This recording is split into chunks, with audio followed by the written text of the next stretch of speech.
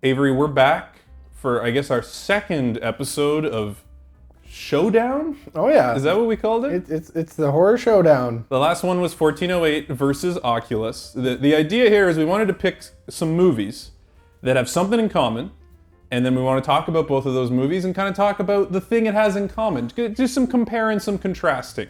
And sometimes we'll do it because we know very explicitly what the movies are and what the threat is, and sometimes we'll do it because it's two movies that we haven't seen. Yes, like tonight. The theme for tonight for Showdown is Mid-2000's horror. That's all they have in common, is that one came out in 2005 and one came out in 2006. And other than that, we knew very little. Tonight we're going to be talking about House of Wax and Stay Alive. Yeah. Now, have you seen either of these in any capacity? Nope. I knew that House of Wax was Paris Hilton was in it, Yes. and Stay Alive, I knew Frankie Muniz was in it. That is the one fact I knew about both of these movies, which, as you can imagine, also knowing they both came out in the mid-2000s, kind of led me to thinking they were similar. Also, I think they both... I associate a lot of horror at that time as being very blue. They really like blue filters. They like washed out color. And the House of Wax poster was blue.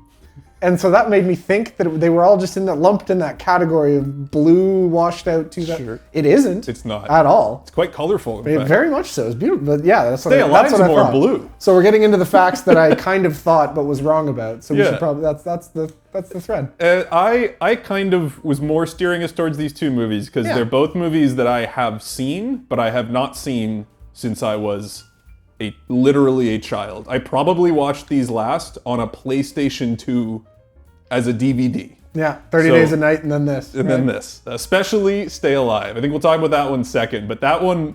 Okay. It's potentially the movie I've watched the most in my life. Wow. Which is, after rewatching it, mind-boggling. That's crazy. But, yeah, so we're going to talk about two mid-2000s horror movies tonight, and we're just kind of going to talk about what they do the same, what they do a little different, what we liked about them, and we'll take it from there. Because the mid-2000s, as two guys who were born in 1996, was kind of... It was that sweet spot where it was like, these were the years we were going to sleepovers and seeing movies come out that our parents wouldn't let us see. And it created this mysterious prestige around them. It's kind of like for my parents, this would have been the 70s and 80s horror. For us, Friday the 13th. Yeah, stuff like that. For us, it's these. It's the mid-2000s. These were the movies coming out while we were kind of in our adolescence. I thought it'd be fun to go back, revisit them, and kind of dissect what makes an early 2000s horror movie a little bit and talk about them.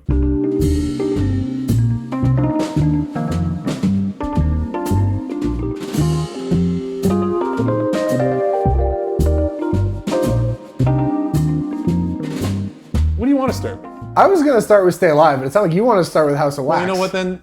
I basically picked them. Let's start with Stay Alive. All right, we're going to start with Stay Alive. So this was a film that I knew had Frankie Muniz in it. Yes. And this is the movie you've seen the most out of any movie ever. Yeah, it was one of my classics, have on DVD, and then it was in the back of our Grand Caravan that had a DVD player, so it saw a lot of play in the van. And then it was just every sleepover. It's one of 4 horror DVDs you have that somehow your parents don't know you have, and you just put on. And I probably watched this, I don't know, it might be, after Lord of the Rings, the movie I've seen the most in my life. Now, before we talk about the movie, there's a logistical thing. Do you know what version you watched? Oh, no, I didn't. This is another one of these, like 1408? But more than 1408. And this is going to be relevant for our conversation. So there's a bit of a weird history with Stay Alive where it was picked up by Disney and distributed by Disney. And I saw a lot of things online. It's a bit confusing that it's like Disney's only horror film. I don't know if that's still true, but they picked it up and then they cut it to be PG-13, but it was originally an R-rated film. Oh, I'm pretty sure I saw the PG-13 I did too, but the one I grew up with was the rated R director's cut version. There was like a throat cut in the one I saw. But they don't really show it. No, So I know this happened because I was watching the movie and I was like, I know this movie beat for beat. I could predict the lines they were about to say. The score, I remember the score. And then I'd be like, wait a second, there's a scene missing. Or like, whoa, that was a little different. So I looked it up. The theatrical cut is 15 minutes shorter Okay. So it's like substantially different. Yeah, that's a lot. They censored almost all the swearing, so there's a ton of dubbed out audio in the version we both just watched. Huh. And they removed all the kills. Every single kill was like gory detail. Oh my God. Cut. So I actually then... So I did this whole intro because I was very much like, this is very much like a sleepover PG-13. We don't want to put anything gross in it. That's what... I didn't realize there was both versions. That's what it was. I feel cheated. I know, and I went in, after this realization, watched the other scenes. I found the director's cut and checked it out. Very different movie. So oh my God. We're gonna be mostly talking about and showing clips from the theatrical cut, but we do need to just give the context. There is a director's cut that is much gorier, much more violent, and much longer. Oh, wow. And there doesn't seem to be a consensus even on which is better, because... I certainly could have gone for some gore in this, I think. I could have I'm gone not a big for the gore gore guy, but... It needed more gore, but there's a Yeah. lot of exposition in the longer version that it doesn't need. Okay. So it's a mixed bag, but anyways, that's the bookkeeping. That's Stay Alive. So Stay Alive, regardless of which version you watched. The name of this game is Stay Alive. We don't know much else other than we're not supposed to have it. Stay Alive is a movie about a killer video game. That's the whole premise. And Yep. it says it right on the box. If you die in the game, you die for real. I was very frustrated by this movie. I think there were some nuggets that I really enjoyed that I didn't expect to, and there's some things I appreciated about it. On the whole, though, I think we talk a lot about ways to screw up your horror movie and make it not remotely scary. This did all of those. It did a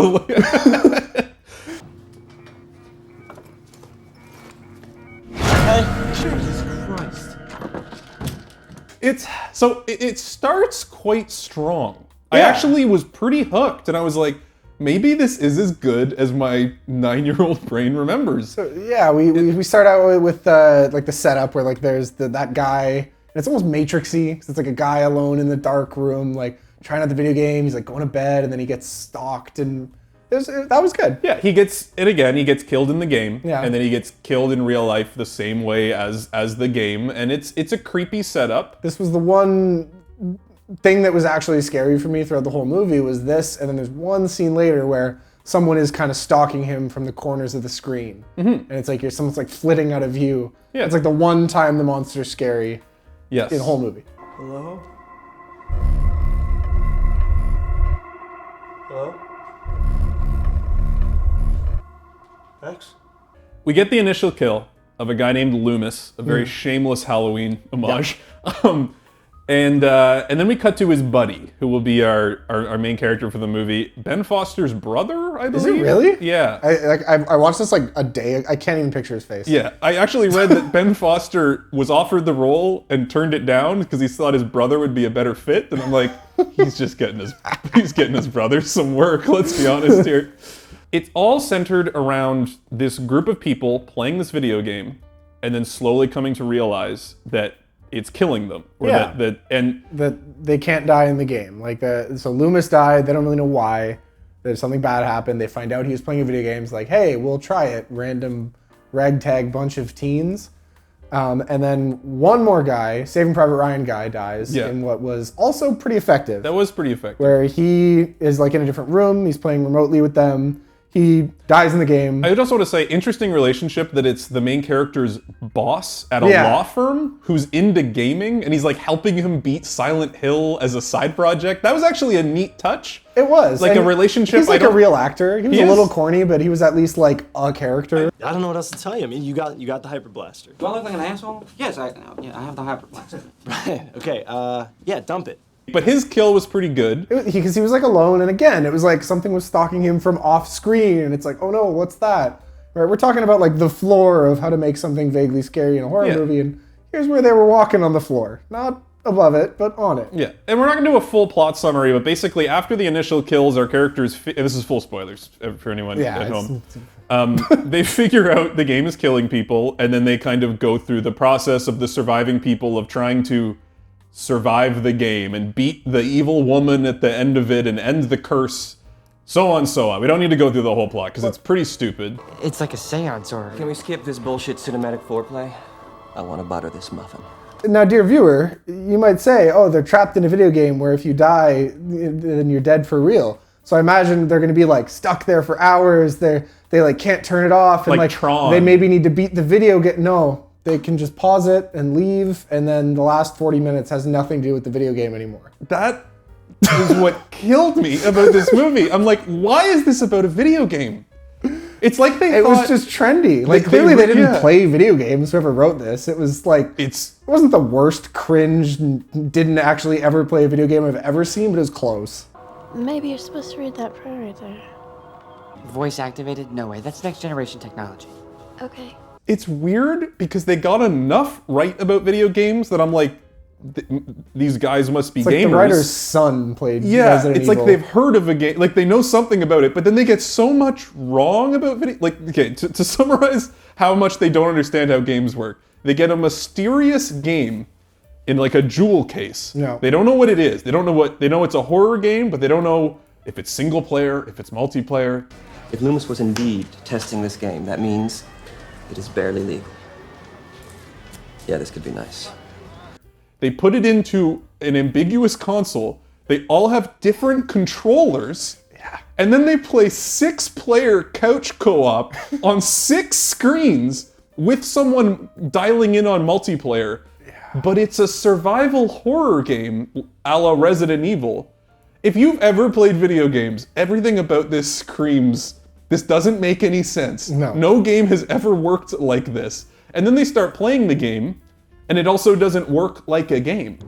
You better pull your weapon, bro. How about somebody do something? Swink? No, I'm good. They have to recite a poem, Yeah. and then it just like cuts to, and it's just like, it's very silly. Like it looked like the 80s. They're like, oh, we gotta get them. Like, oh man, they're on my ass. Like the way that nobody's ever talked or behaved while playing a video game.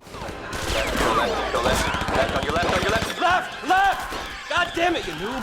Why don't you use the gimmick? Yeah. Like I was saying, Tron, Jumanji, Yeah. like the new Jumanji, they get sucked into the world of the game, right? And the whole movie, you can even make it not video game graphics. Like just have it be video game graphics for 10 seconds, and then you do a transition, and it's like, oh, the game is adjusted to make it look photorealistic. And now they're just in the game, but they're in a spooky house, and they have to solve puzzles and do video game stuff to get out of the game.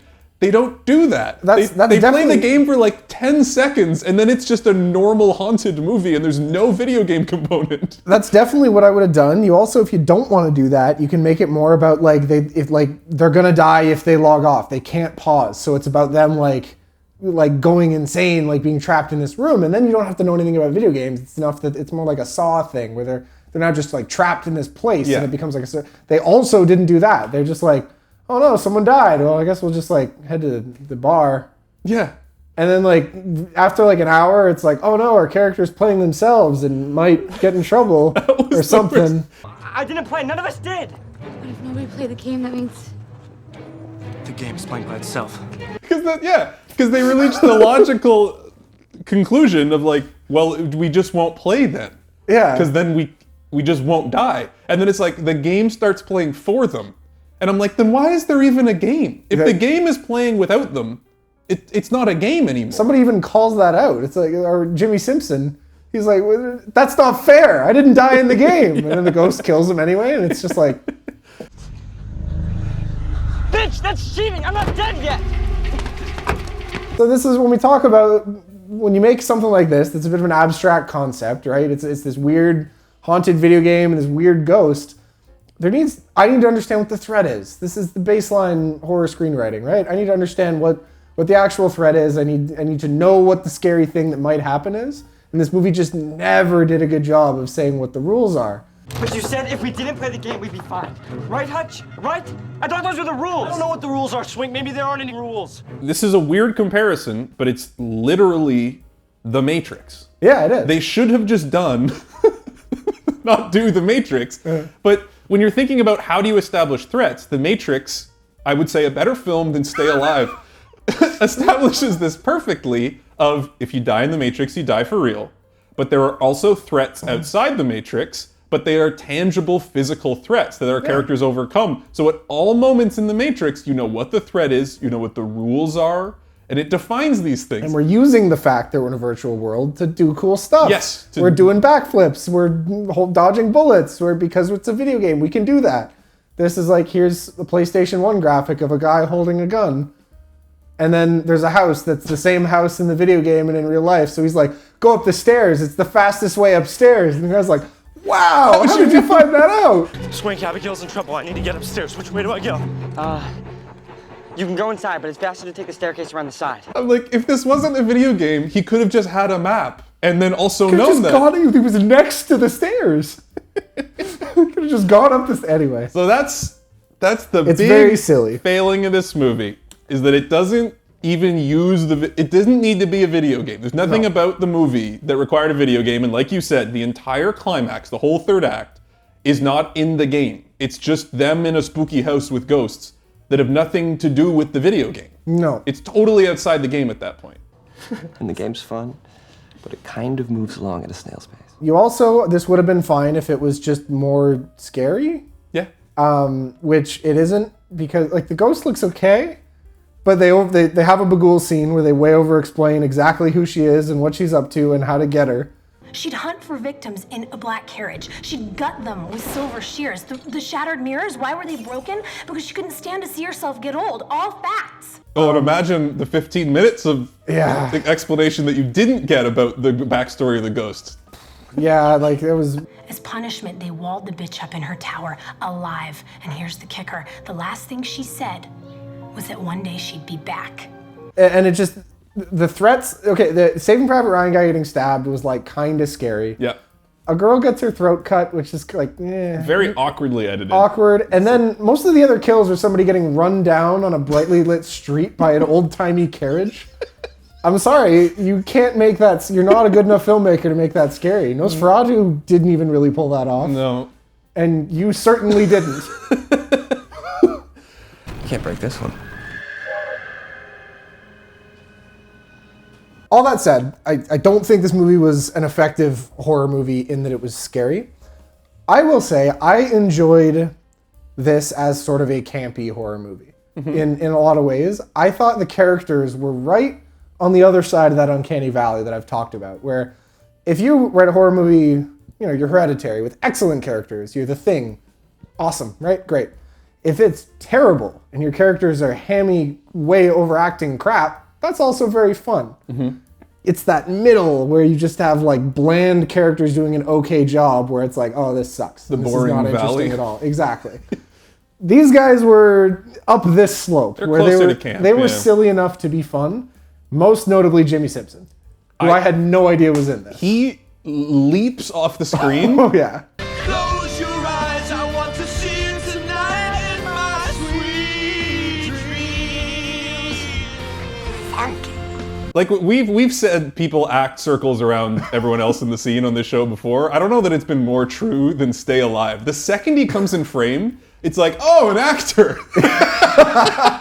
I mean, I hate to be a dick, but I think you guys are overreacting just a little bit. Would you show some respect, man? Respect. Yeah. Well, you pay respect to gamers by gaming, so let's boot it up to Miller. And the funny part is he's such a douche. And Oh, his yeah. dialogue is actually pretty bad. He's just But selling it doesn't matter. He just because decided on this character and he's so charismatic and magnetic, even though he's like the douchiest gamer guy you could ever imagine. October, fellas, this is Abigail.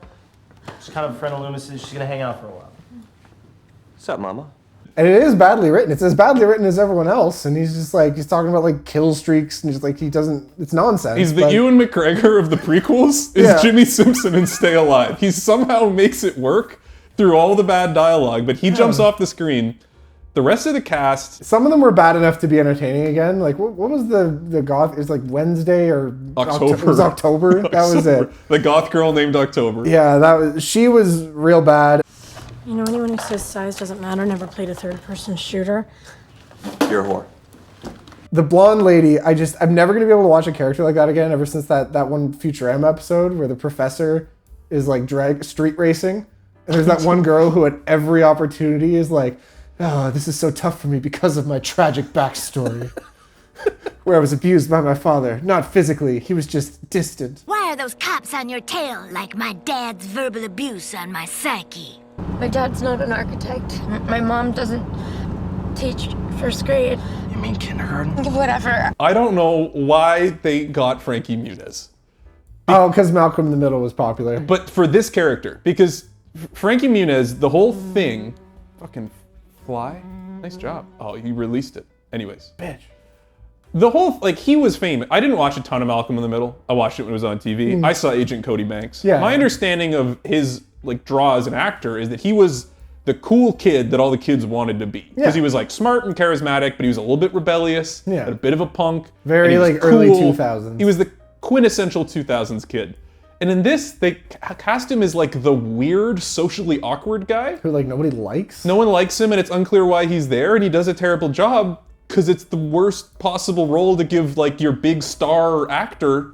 I'm sorry, you know, about your friend and all. It stinks. Thanks, man. This was very much studio meddling, where like somebody was happy making their $90 horror movie with nobody, and then some guy in a suit with a cigar came up and said, "We got that kid from that TV program, put him in." And they're like, shit. This is not about some kind of ghost. I mean, you really expect me to believe that we conjured up our evil spirit with a game voice activated seance? It must have been one of the last things he did before retiring, too. Like, it was yeah, because later. I remember the publicity around this at the time, and we're going to talk about it with House of Wax with Paris Hilton, because same thing. Yeah. But I remember this at the time, that it was a really big deal. It's like, oh my God, they got Frankie Muniz in a horror movie. Like, wow. And it sucked. Yeah, well, that part I didn't find out about, but yeah, so he's like, he's a little bit younger. He's like they're all kind of nerds, but he's like the geek. He's like the Big Bang He's Theory like the one. hacker guy. Yeah. Yeah. And at the start, they're all just kind of annoyed, and none of them really act except Jimmy Simpson, who like has an okay thing where he's like roasting him. Like, that works. Yeah. Bro. Do it. Dude. Put your hands on it. You're disgusting. Touch it. And then he kind of saves the day at the end by hacking the mainframe. I don't know, who cares? He like plays the game. That was baffling. That the final three, because he killed Jimmy Simpson, and I'm like, well, He gets run down by an old-timey carriage. there goes most of the enjoyment. So Jimmy Simpson dies, and Wednesday, October. Saving Private Ryan Ryan guy, Dazed and Confused kid, that guy, he dies. Who are the best actors? And then you're stuck with Frankie Muniz in a role he wasn't ever supposed to play, the lead guy who you forgot the face of, Yep. and Blonde Girl. Yep. And I'm like, these are the couldn't it be Jimmy Simpson at least? He wasn't even expensive yet. He could have just had him all the way. We didn't do Westworld yet. He hadn't even done It's Always Sunny yet. You can give him a burger.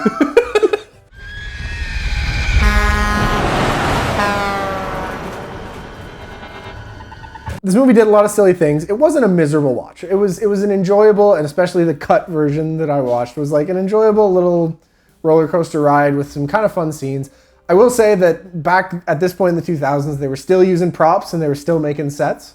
That last house set, especially like the final set piece where they go into, like, there's the bedroom and there's like that like locked on fire room and torture chamber. Yeah, and like those are fun sets. it was pretty good. It was you know, it was no Van Helsing, but it was fun, right? I liked being in there. And when I just think about what that would be now, where it's just a green screen or it's just a suburban house that's one of the producers' houses, like I appreciated that. Yeah, it's no House of Wax. It was no House of Wax, but we'll get to it. But there's some sets there. There's some sets. I also have to say the opening video game sequence Yeah. was almost great. It's like first person, and it actually was somewhat convincing as like as a game. And at that point, you didn't know what was going on. Yeah, and so it you were was kind of on edge. Actually, kind of spooky. Yeah. So there's some quality to the effects and like the production behind it for sure. I need a crowbar or something. Do you see one on the step? You gotta be kidding me. One other continuity thing I found really funny was there's like the cop, and he's quite a famous actor, like a character actor. The main cop. You've seen him in a million things. Yeah. He's great. He's actually probably one of the best performances in the movie. He's just one of those guys who's just solid. But he keeps showing up, and he's doing that thing they do in horror movies where it's like, you're the only connection to the crime scene. I better not see you at another crime scene, or I'm going to have to taking you into the station. Friend or no friend, game or no game. Next time I see you on a crime scene, I'm going to be forced to take you in. You feel me? I wonder how you would feel if that was your friend under that sheet. He just stops showing up. This is the trope where in the climax they call the cop. They're like, we got the ghost, and the cop shows up and saves them, but then the cop gets killed, Or, like, but then he it gives them a window to Or, like, finally... they have the ghost and he's like freeze, and then the ghost gets away. Yeah, something. He's just gone. Yeah. He just vanishes from the movie After after his the other partner cop dies. heads explodes. Yeah. Why don't you lock that kid up? What, like he just rode up here on a carriage and mowed down the girl's brother? Well, this video game business sounds like bullshit. Now, I'd say in terms of general 2000s-ness, this is a very 2000s-y movie. I'd say from the fashion, the set design, the music, how they think video games work.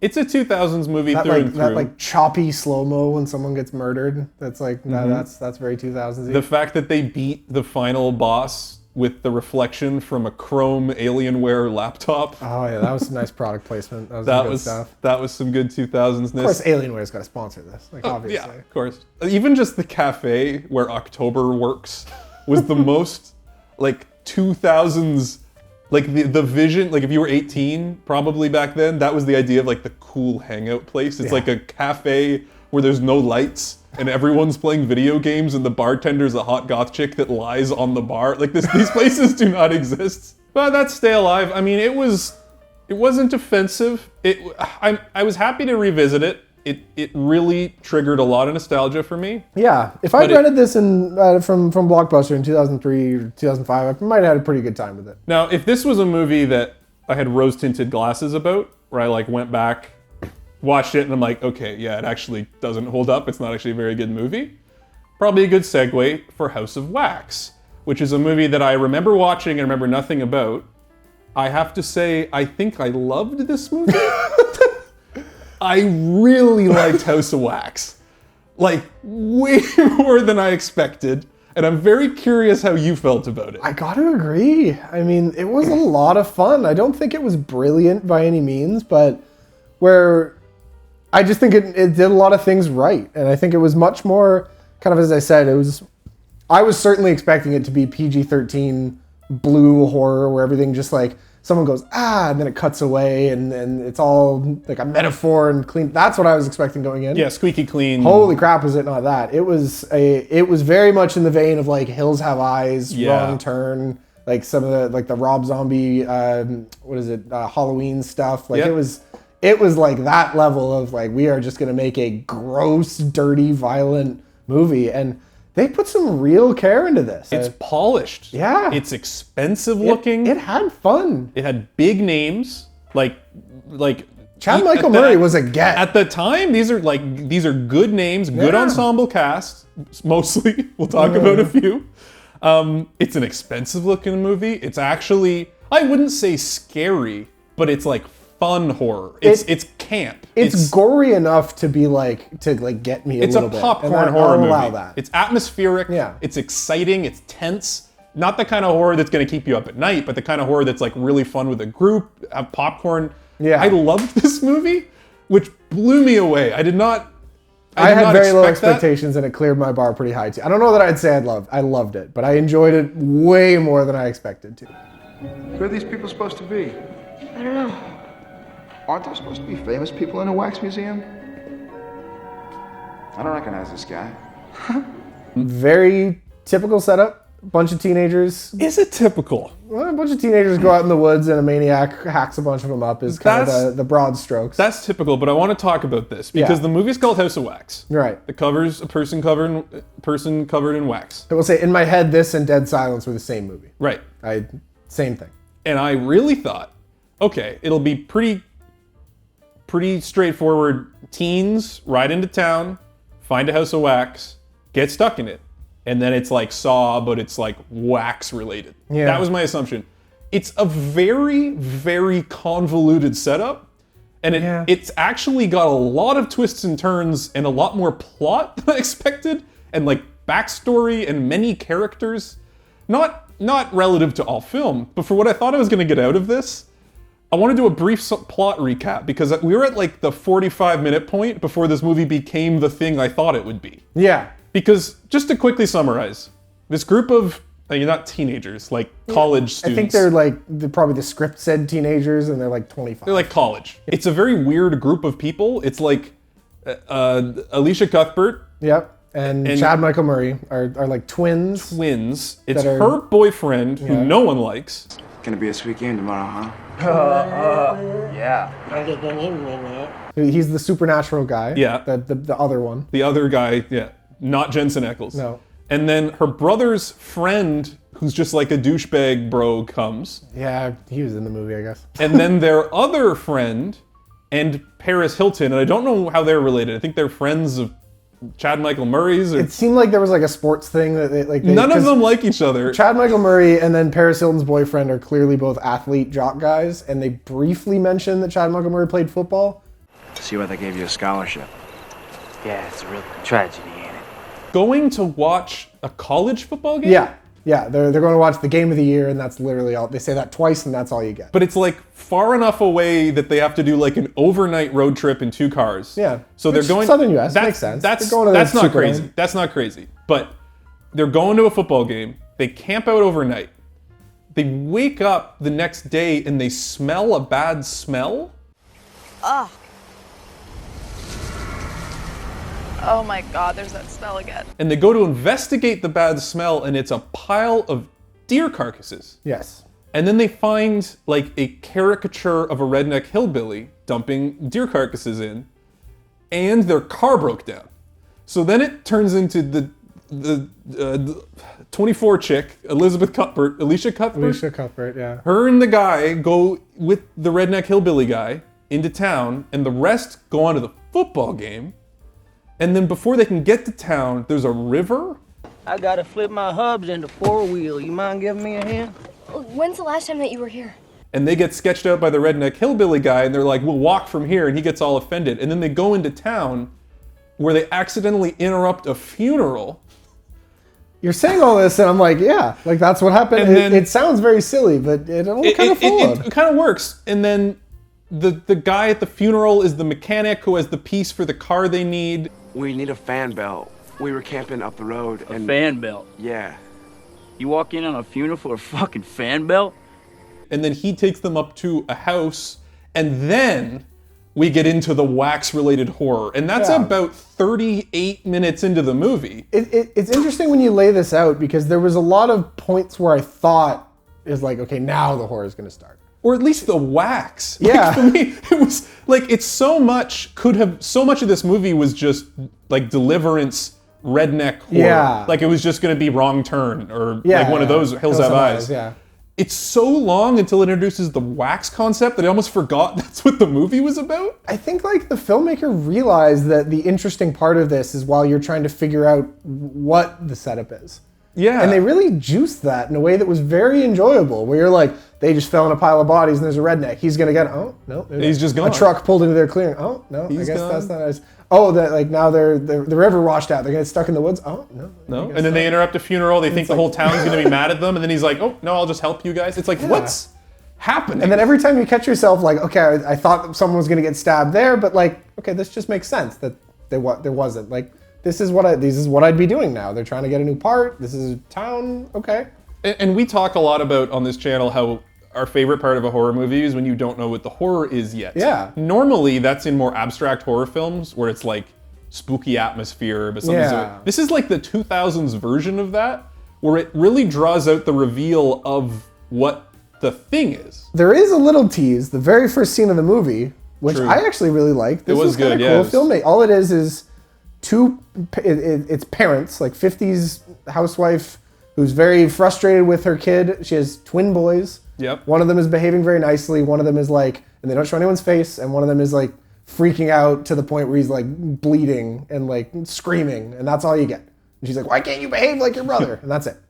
And like, that's obviously totally unrelated to anything we've said. And really, it kind of seeps in as like, okay, who are they? What's going on? But you don't, that doesn't give away what the bad thing's going to be at all, how it relates to wax. It's almost a red herring. Yeah. Because... I mean, it is our villains, but you don't find that out until, like, they're already murdering people. And plot, like, I guess kind of already kind of getting to the ending, there are 3 characters that are potential villains in this movie. Yeah. So with the fact that the setup had 2 boys, the whole movie I kept thinking, like, who were they? What was the core? Like, it did just enough to keep me guessing and to keep the twists and turns exciting without just feeling like I'm lost. Like, what are we doing? And so convoluted. Like, right when the movie might have started to lose you, right when you start to be like, where's the wax? Right when you might be at that point, they hit you with wax museum scares. And it gets into these two crazy brothers live in this town and run this spooky old wax museum and kill people who wander into town and turn them into wax sculptures. And we'll go into that.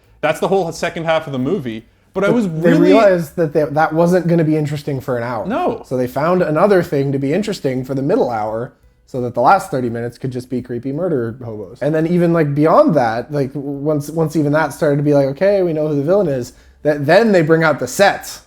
And oh boy, that was a great final set piece. But it's not even just the whole final set piece. This town they built for the movie. Yeah. The whole town. It's this town out in the middle of nowhere that it's got like, a general store and a theater, and it's really well executed and I guess we're spoiling. We're spoiling. It's really well executed that you think it's this like small old town and like there's people and they interrupt the funeral and like there's the lady in the window and nope, there's two people and everyone else is a wax sculpture. And you're in this town for 40 minutes and you don't know.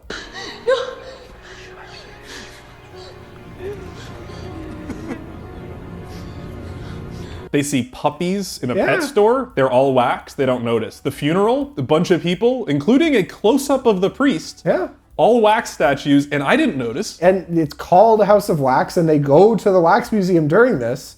This is like Shyamalan-esque, like good Shyamalan-esque of like, wow, the whole they got wax. They even see a woman like opening blinds as they drive into town. Yeah. That's a wax person on like a pulley system. Actually good reveal. And when they figured out that the church was all wax people, I'm like, oh, that's kind of neat. And then when they find out the whole town is wax and that no one lives here, I was actually like, okay, you got me. You got me, movie. Certainly. And then the movie does divulge into more, I guess, standard fare of it's like them running away from these two crazy brothers who turn you into wax sculptures. But that was also fun, compelling camp. Like, it was good kills. It flipped really fast from being an interesting, somewhat, not sterile, but like an interesting mystery that doesn't overplay its hand. And then like, bang, this is like grindhouse, gross horror. Yeah. Where you are like, oh, people are losing fingers, people are getting decapitated and melted and like, holy crap. Skin like, right peeled away. off. One of the most disturbing scenes is obviously when Supernatural guy number Jared 2. Padalecki. Yeah. When he's a wax guy and they peel his face off by accident. And he's like still alive. Alicia Cuthbert gets her lips glued together and she undoes it with blood from her fingers. Like, it's like this is very gratuitous, but it doesn't feel like it feels closer to Saw 1 than Saw 6, I'll say. Yeah. Where it was effective in the storytelling because like now the mystery's gone, it's these two guys, we get it, but like now this is the compelling part is we have set the stakes really high. And it's not just like, okay, just go through the motions and get to the final girl. It's like, oh my God, like this is... And that worked. It was effective for the storytelling while also satisfying the perverts that want to see skin melting and fingers getting... Yeah, exactly. And all the performances of what kind of becomes the surviving, like the final people... Yeah. ...are all very strong. Like Alicia Cuthbert's very good in the movie. Chad Michael Murray is actually quite good. I was like a little annoyed with him at the start. He's a bit of a douche. He's a douche and he's very like edgy 2000s for no reason. You're the good twin. I'm the evil one. But like by the time he's kind of a protagonist, I'm like, oh yeah, this is working. And Bo, the main, well, he plays both brothers. Yeah. One in prosthetic and one not. I only know him from Cougar Town, weirdly. He was great. Yeah, he was in like good. A kind of character actor role, but he convincingly played normal guy. I didn't think he was going to be the murderer. Back when I thought this was a whole town, and he was just like, I thought he was going to be like the first weird guy they meet. Yeah. You plan on stealing that? No, we just didn't know how much longer you were going to be, and, we didn't want to interrupt again. Where it slips a bit, the Paris Hilton side plot. So this is the really weird part. I think this was just to get people in seats for the theater. Very because much so. I read in the trivia, and this really blew my mind, they cast Paris Hilton first. That was the first thing with putting this movie together. And then they figured everything else out around that. Which is what she's like barely interacts with any of the main cast. You get to the beginning of the third act, and she's still just having sex in a tent. Yeah. And then she gets killed with a spear through the face, which is a great kill.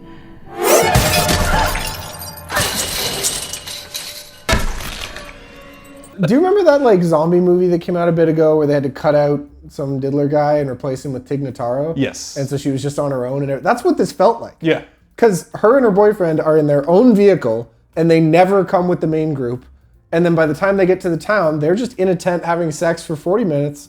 They have their own little scene where they get murdered, and they just never interact. It's like they were literally like could have been they cut. are literally in the same shot, but like not much at the beginning. And it's like they're in adjacent cars, and like it doesn't really seem like they know each other. Paris Hilton's like not talking to them. My guess is she shot all her scenes in 2 days. Yeah. And that's why she's not in like any of the other scenes. Like the prosthetics guy literally goes on a side quest where he's like, all right, I'm gonna get out of town to go murder. And then he like leaves, and there's this whole other set, just him and Paris Hilton, which was like okay from a filmmaking perspective, but she is terrible. She's just there to get people. Like you can literally cut her and her boyfriend out of the movie. 100%. And everything else works, and you just save. And it 10 almost minutes. feels like the filmmaker knew that, where he's like, I've got to put enough Paris Hilton in. I'm gonna put her in her underwear. You know, I'm gonna have her run away from the bad guy for a few minutes, and then we're just gonna do. And that's that, and it's in. And now we're gonna do the real movie. She is pretty terrible. And She's I really have no bad. bone to pick with Paris Hilton. I have no opinion. I didn't even know if she's a good actress. She's not good in this movie at all. She did a number of movies. She like wasn't really an actress at this point, and it seems like neither she nor the filmmaker cared to make this anything. Like the actual set piece is kind of fun. They're in this like old factory. Oh, with, the kill is great. And the kill is good, and like she fights back a little bit, but it's just these scenes where it's just like he like smashes through the window, and she's like, there's like it's so bad.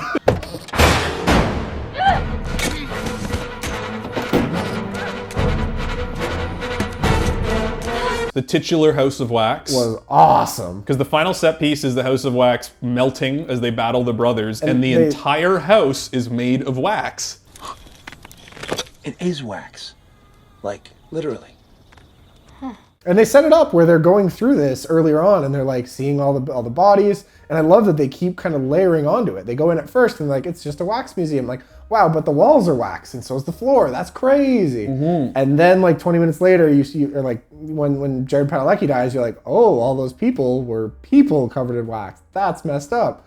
And then you come back to it again, and it's like there's the fire, like the whole thing lights on fire. Now it's And when really they're like well used. walking away in the wax and they're slipping into it and the floor is caving out, it was like an incredible set piece. Like, yeah, and like they're digging their way out. It's like some kind of like Indiana Jones. It was. It was good. It was fantastic. It looked really good. That's what you get with $40 million. Yeah. That's what makes this so unique, and I think worth checking out these 2000s movies, because these don't get made anymore. In the No. same way mid-budget comedies don't get made anymore. You can't do this. Blumhouse isn't going to make you a wax house. No. Because they know they don't need to. No, they're gonna say, here's Jason Blum's fourth house. Yeah. You have one It's week. all glass in LA, and you And can we'll make shoot you a at it. CGI ghost at the end of whatever hallway you like. Yeah. That's They're what you not get. going to build you a whole town in Australia, one and a whole wax set. That's crazy.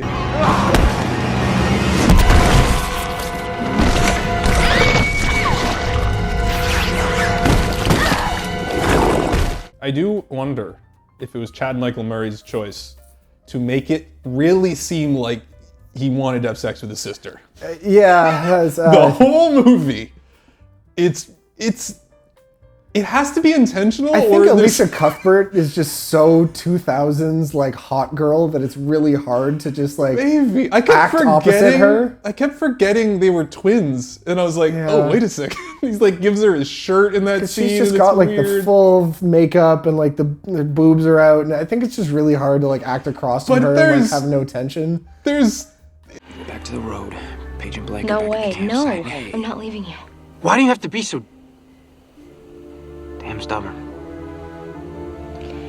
It just would have been weird if she's just like, oh, save me, and he's like, sure, sis.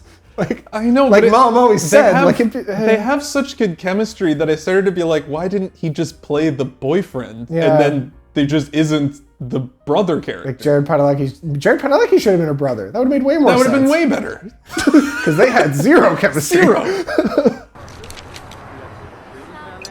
So what do you think, guys? Gonna be a sweet game tomorrow, huh? I have some questions I want to go through that I wrote as we were watching the movie. All right, let's do it. Hit me. The first was, why do the siblings want to have sex with each other? That was one of the first things. I think it's because they're both really hot and it's a 2000s movie, and that's just kind of where it's at. I think that's probably what. Jared Padalecki early on, this is one of my favorite stupid character motivation setups. Someone's teasing him for liking wax museums. Because they see a sign that says wax museum 2 miles ahead.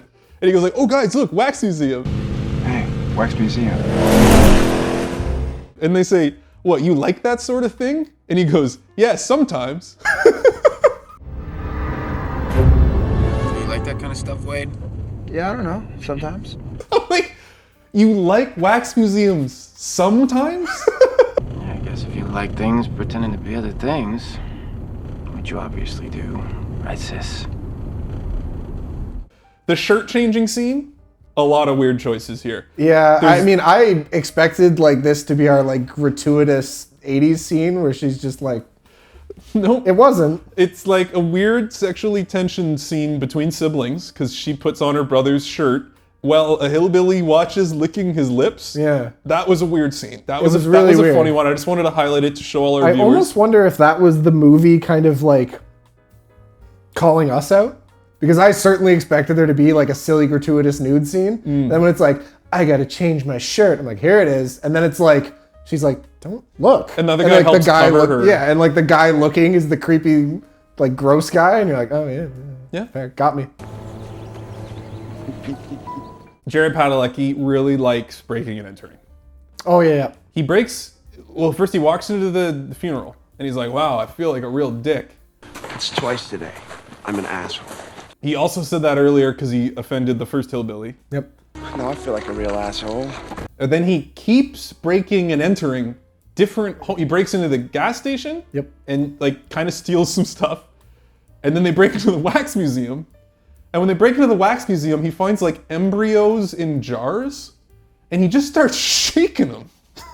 He just shakes like a little fetus in a jar. I'm like, just go home, get out of here. Yeah. I really enjoyed that. That's almost like a D&D character thing where it's like my character trait is that I make for interesting stories because I just grab onto whatever plot hook. Oh, that's fine. Somebody had to go in the House of Wax. Speaking of Jared Padalecki. They set up he likes houses of wax. He does like houses of wax. Sometimes. They did sometimes. Yeah, I don't know. Sometimes. They're already making fun of him for everything he is. Yeah. Don't admit you like wax museums. That's like, these guys, they're gonna eat you alive. Wait, what'd you do? Go to the barbershop and ask for a He-Man haircut or what? The twist ending was completely unnecessary and stupid. Oh, that there was a third? There's a third brother, which is the first hillbilly. Trudy and the doctor didn't have 2 sons. They had 3. But that doesn't do anything. No. I guess maybe it's supposed to imply that it's like he had set them up. Sequel bait at best. But it's like, I liked that it was ambiguous. Cause yeah. Basically all the hillbilly was doing was just be one more character that could be the murderer. Like a red herring. Yeah. And then he wasn't a red herring because I guess he was in on it. I was like, it was like, they set it up like this big Shyamalan stinger at the end. Like, oh, that first hillbilly was also a brother? And I'm like, okay. It's like he knows the only 2 other people in this town he lives in. It's like probably. Like he didn't murder anyone or do anything. He just drove them there? Like, okay. Yeah. It's like the twist that, you know how there's like the gas station guy in every horror movie? Yeah. It's like the twist is the end. It's like, and the gas station guy was in on it. It's like, yeah, I thought so. Yeah.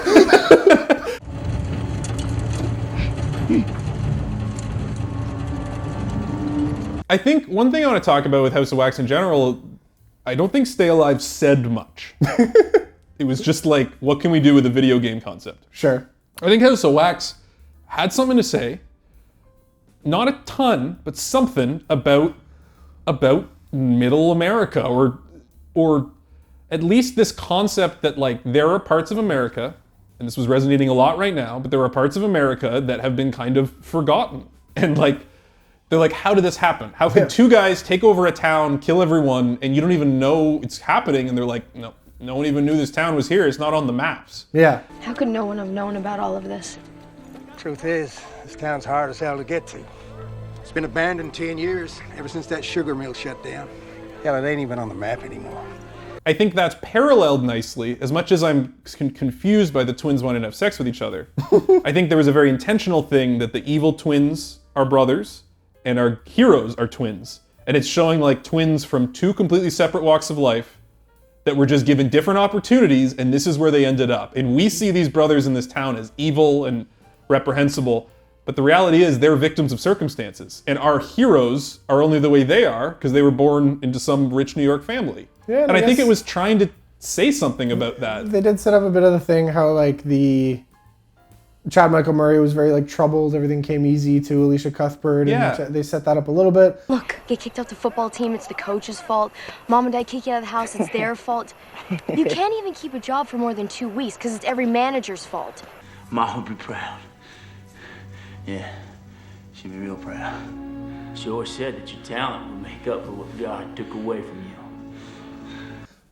There's another kind of, they set up another fake twist that didn't mean anything, where there's that scene at the start where there's the well-behaved kid and then the messed up angry kid, and then there's like a surprise sting with the chairs where they reveal that it was Bo who was the crazier kid. Yeah. I'm like, but they're both murderers. already axe murderers.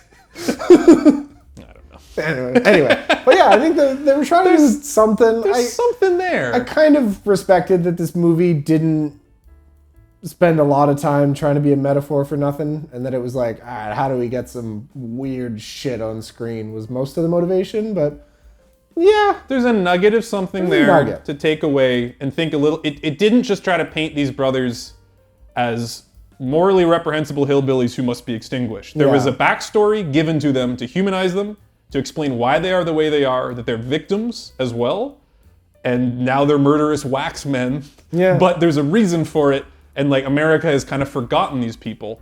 And I think there's something there. There's something there. I will say the one, probably my least favorite scene was when Alicia Cuthbert tries to talk prosthetic mask guy into remembering the good in him around the bed.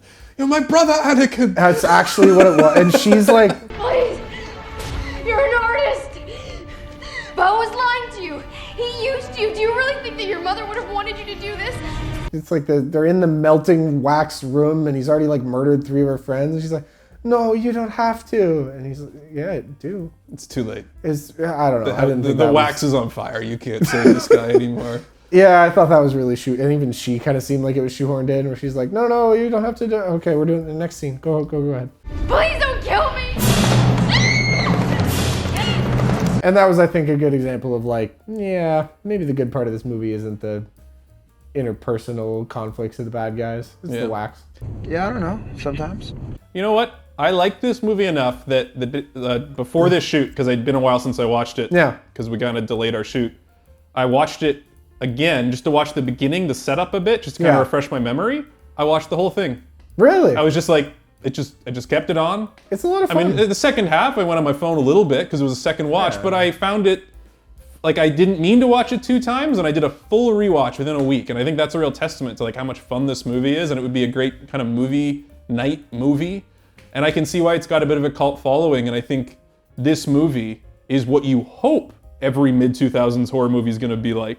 But then you go back and watch them and they're actually like stay alive. They're actually all like stay alive. But at best, yeah. But then you get House of Wax. I think we got very lucky to find kind of a diamond in the rough here, because I think this is the one, this is what they're all like in my head. Yeah. And I know they're not. Well, I think I said this exact line in the Until Dawn review. Yeah. This is what and honestly, this is a really similar movie to Until Dawn. Yeah. They're when you talk about the setup and like the sets and like what the good parts were, even just the fact that it's a group of 20-somethings that go out in the woods and get kind of trapped in a lot of overlap, and I really liked Until Dawn. So yeah. Probably for a lot of the same reasons. A lot of the same reasons. As we kind of come to our conclusion tonight, I think safe to say House of Wax was the better film of the 2. Safe to say. Both fun. I can't recommend Stay Alive. I think watch our video of it to kind of experience the good parts. And I'll say, if you take Jimmy Simpson and switch him with the actor for the curly-haired guy, who I thought was the worst guy in House of Wax, and you just go, then now House of Wax is 100% better at everything. Okay. You alright? Yeah, I'm good. Girl has got body karate going on. You can watch Stay Alive for Jimmy Simpson if you want. He was pretty good. He was fun. But other than that, House of Wax is actually pretty great. And if Yeah. you haven't seen it, I highly recommend checking it out. If you like this, if you're on our channel, you'll like it. Very realistically, we went back to kind of look at 2000s horror. We took a random representative sample, and I think we kind of got Stay Alive being pretty much your median. Yeah. Like this is the average kind of thing. You pick a random movie off the shelf. I It's think going it's to be such that. so well exemplified by what you said, where it's like some studio cut all the interesting parts out and sanitized it, because that was happening a lot around then. And then House of Wax is when that doesn't happen. Yeah. Like, here's a big pile of money. Go make something for the real horror fans. Yeah. Go put all the gross stuff in it. Yeah. And it was great. It was fun. Well, it's like I didn't even think of it until you said it. It is very Rob Zombie Yeah. adjacent, and his movies, whether you like them or not, always feel like a very singular vision. They Exactly. feel like one guy really wanted to make this movie specifically this way, and House of Wax felt that way. Just funny because it was a relatively big studio movie, and but it still felt like they got a lot of creative license to do whatever they wanted. So This is what happened before James Wan and before they realized they solved the problem of big budget horror. Solved horror. It was just put a ghost at the end of a hallway in a suburban house. That's all you get ever again. Rams for the boy Ouija origins. The boy versus Annabelle. Close your eyes, I want to ride the skies in my sweet dreams. Hopefully you enjoyed our little journey back into some 2000s horror. We'll probably do it again. We were going to originally include more, so we do have kind of a short list of other 2000s horror to go back and revisit and discuss. If you have not already, please like and subscribe. It helps us very, very, very much. We got a whole lot of love in our Grave Encounters video. We got a lot of great comments there. I will say that we looked at Grave Encounters because of you folks, right? That was not something really on our radar until we saw so much about it on our Hell House video. So just know we read every one of those comments, and when you guys all suggest something like that, it definitely encourages us to check it out and have a little chat about it. And that I think went well all around. And there were a lot of comments on our Grave Encounters video suggesting movies I've never heard of that are kind of in the same vein. So we'll definitely look to check those out in the future. Also make sure to check out our Patreon. We have introduced a kind of low-level subscription thing if you want to support the channel. There's some fun stuff over there, teasers for upcoming videos, behind-the-scenes stuff, deleted scenes, all that. If you want to, it's there. And other than that, stay alive. House of Wax.